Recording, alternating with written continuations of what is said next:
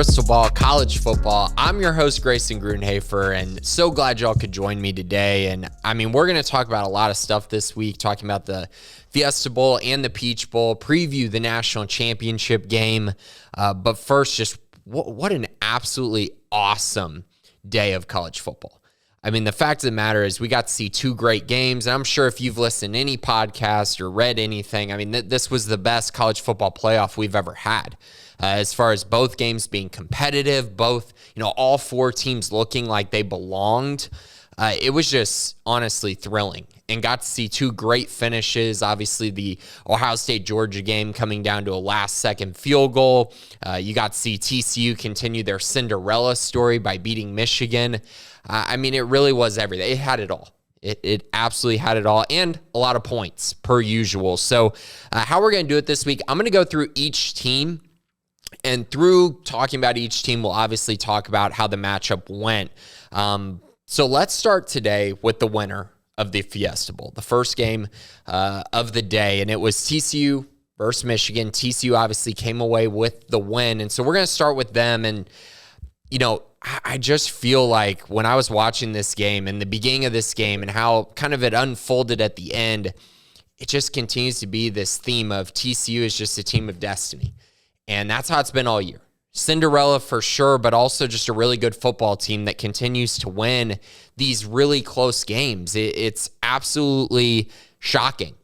You go through college football playoff history and you look at the national champions and you don't see teams that really played a bunch of close games throughout the season, whereas TCU is just thriving in these close games. And so, really just impressed with the fact that they just continue to pull out these close games. They continue to finish under pressure. Their quarterback, Max Duggan, can make, 20 mistakes throughout the football game, but then at the end of the game, make the biggest plays to win them a football game. So really impressed with that.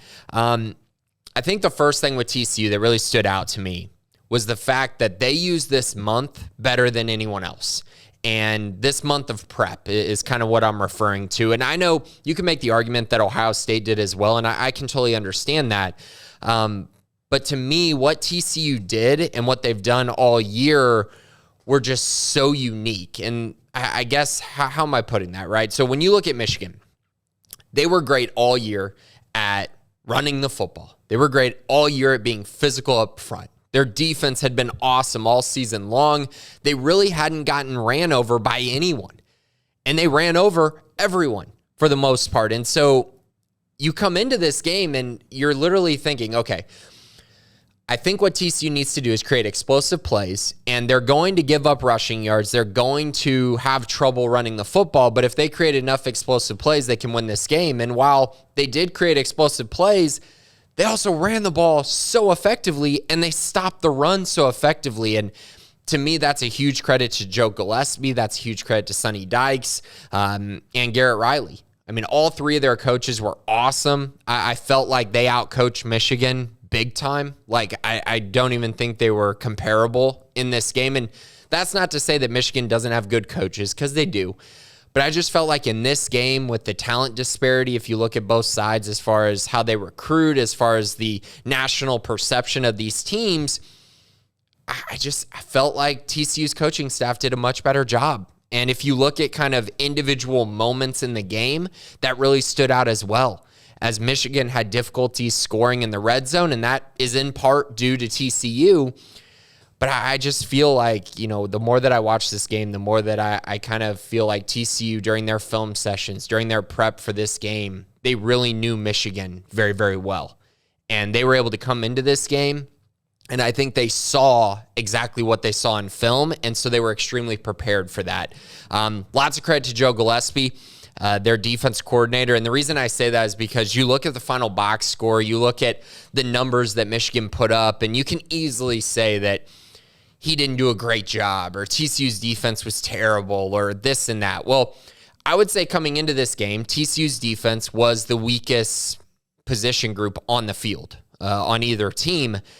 Yet, with 2:52 left in the third quarter, that's right, 2:52 left in the third quarter. We've gone through an entire first half, almost the entire third quarter. The score was 34-16. So they had given up 16 points, but let's also not forget TCU defensively had already put up 13 points off of 2 pick sixes during that stretch as well. So you go through that amount of time and the score's 34-16 and you got 2 defensive touchdowns. You did phenomenal prep work. And honestly, it wasn't until, after that, obviously, things went off the rail. I understand that. And Michigan started to do some things that they hadn't done throughout the game and that they really hadn't done throughout the season. And that kind of opened some things up. But on the TCU side of things, you got to be thinking, ooh, we've allowed 16 points. We've scored 13 points defensively. I mean, you got to be feeling really, really good about yourselves. And so Joe Gillespie coming into this game, bravo. Tremendous job. Absolutely tremendous job getting them to that point, because once you get to that point, it really just comes down to, can you finish the game? And as we know at TCU, they can finish football games. So huge credit there. Defensively, I think another misconception here is, the run game, right? And Donovan Edwards, the running back for Michigan, had a 54-yard carry on the opening carry of the game. It was huge. It was great. There was a huge hole, made a guy miss. Looked awesome, looked explosive, and you kind of saw that play and you went, oh, okay, this is how this game's going to play out, right? Well, if you take away that 54-yard run on the opening play of the game, Michigan ran for 132 yards on 39 carries. They averaged 3.38 yards per carry. The lowest of the season for them was 4.1. Listen, I know you can't take away that run. And I know a lot of people are going to say, oh, well, you're just kind of making up stats here. And okay, maybe I am. But I think in the context of the game, fact of the matter is that was one play at the very beginning of the game. And the rest of the game, TCU just absolutely stifled Michigan's run game. And they just dominated up front. They flat out dominated up front. And I think if you're a Michigan fan, you probably watched this game and you were thinking the exact same thing that I'm just simply telling you right now, is how in the world are we losing up front? And, I mean, that's just an answer that TCU had for them. And I was so impressed by that defensively. TCU really hadn't impressed me all year defensively as far as down-by-down defense. They just played very opportunistic football. And they did that in this one too, but it was also down-by-down. They were physical. Their linebackers, D. Winters, Johnny Hodges, I mean, they were just tough and physical, and I mean, they absolutely deserve a lot of credit. Dylan Horton was a man amongst boys in this game on the defensive line. 4 sacks. 4 sacks. I mean, the guy was just unblockable. I'm pretty sure he had like 3 of them in the first half, the way that he was impacting the game and impacting J.J. McCarthy.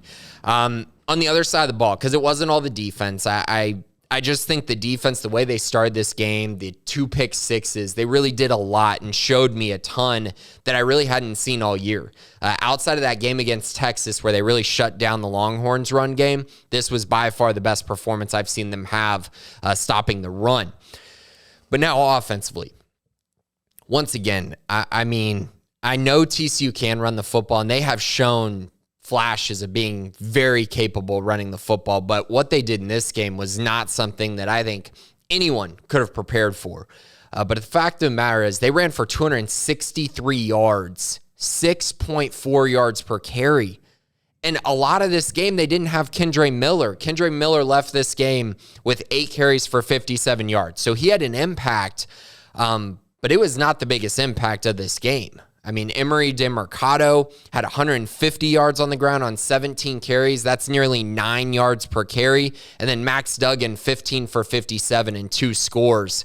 They just kept running the football. They kept running the football. And the more that I watched this game, a lot of people continued to say, oh, TCU's speed is very evident in this game, and Michigan looks slow.